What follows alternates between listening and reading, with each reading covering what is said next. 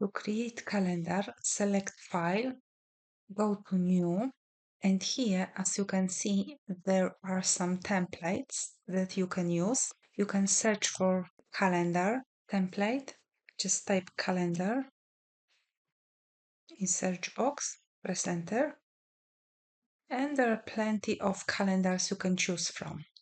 I will select second one, just press create, and the calendar is ready.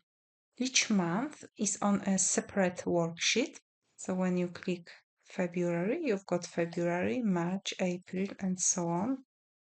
The year in this calendar is automatically updated, and it's based on the year which is in cell K5. So let's change it to 2024. And as you can see, all days have been updated.